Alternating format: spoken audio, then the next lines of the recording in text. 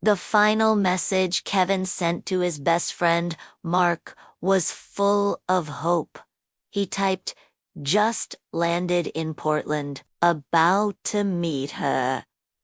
Wish me luck." But when Mark tried to call him the next day, the phone went straight to voicemail. Police would later check the cell tower data for Kevin's phone. It pinged for the last time near a desolate industrial shipyard. This is the strange, dark, and mysterious story of Kevin Stratford. Before you go any further, please tell the like button that you'll pay for its dinner, and then when the check comes, pretend you forgot your wallet. In the real world, Kevin Stratford was a ghost. At 28 years old, he worked a quiet data entry job, lived in a small apartment in rural Ohio, and spent most of his nights alone. He was painfully shy, a side effect of a childhood filled with bullying that had followed him into adulthood. He found it easier to just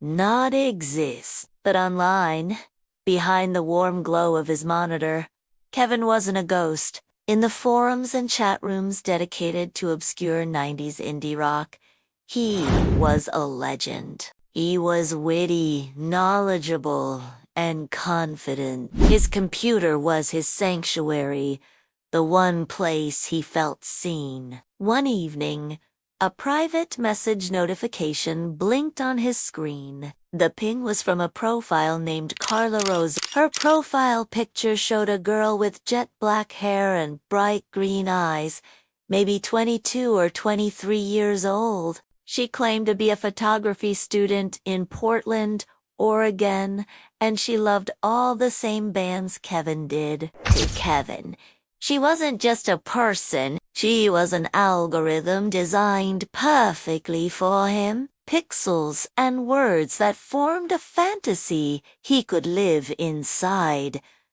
Their connection wasn't just fast, it was total. They went from strangers to soulmates in a matter of weeks. They didn't just talk. They typed for hours on end, from the moment he woke up until he fell asleep with his phone glowing on the pillow next to him. Every notification buzz was a jolt to his system, a little dopamine hit that made his lonely world feel vibrant and full. Carla Rose slowly became his entire world. She convinced him his old friends didn't really get him, that his family was too overbearing. He began to pull away, isolating himself until the only voice he listened to was the one typing to him from 3,000 miles away.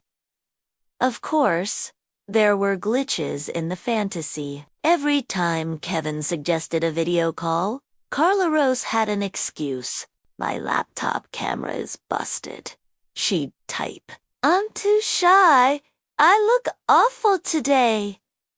When he offered to buy her a new webcam, she got angry, accusing him of not trusting her. He wanted to meet, but her father was supposedly a strict, retired Marine who wouldn't let her date. Any logical person would have seen the red flags, but Kevin wasn't logical. He was starving for affection, and Carla Rose was a feast. He thought her excuses were weird, sure, but the feeling of being loved was too intoxicating to question. He was in love with a ghost and he didn't care. After 6 months, Carla Rose finally agreed.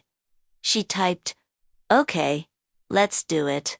Fly to Portland. My dad's out of town for the week." Kevin didn't hesitate. He drained his meager savings account to buy a one-way ticket. The entire flight, he imagined their first meeting, playing it over and over in his head, like a movie scene. He pictured a cozy coffee shop, or maybe a park overlooking the city, just like the places she described. But the address she sent him wasn't for a coffee shop. It led him to a rusted, graffiti-covered gate at the edge of the city's industrial shipyard. The air tasted of salt and diesel fuel. It was a cold, gray reality that smelled of decay and stagnant water.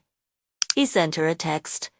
"I'm here. It's not what I expected." "Where are you?" He watched the 3 dots bob on his screen, waiting for a reply. Then, nothing. The dots vanished. He texted again. "Carla, is everything okay?"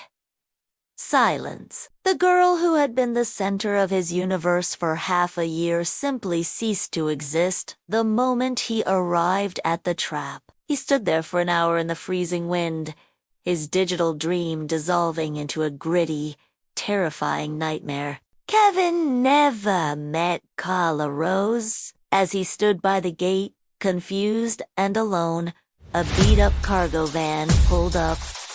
2 men got out. They weren't there to welcome him to Portland. They were there to collect a debt. It turned out the entire Carla Rose persona was a sophisticated lure.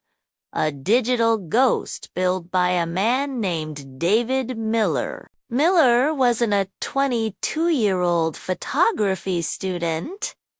He was a 45-year-old ex-convict who ran a small-time loan sharking operation. Years earlier, Kevin's estranged father had borrowed money from Miller and disappeared. Miller had spent a year building the trap for his debtor's son. Police traced the IP address that Carla Rose had used. It didn't route to a student's apartment in Portland. It routed back to a burner phone that David Miller had used to orchestrate the entire deception. David Miller and his accomplice were eventually arrested after trying to use Kevin's credit cards. They were convicted of kidnapping and murder, though Kevin Stratford's body was never found. They were sentenced to life in prison without the possibility of parole. Kevin's story is a brutal reminder that behind the glowing screen and comforting words, monsters can learn to type. And sometimes, the most dangerous phantoms aren't the ones that haunt old houses, but the ones that live inside our phones. If you'd like to hear more strange, dark, and mysterious stories delivered in a much longer format, you can find the More Ballin' podcast on Amazon Music.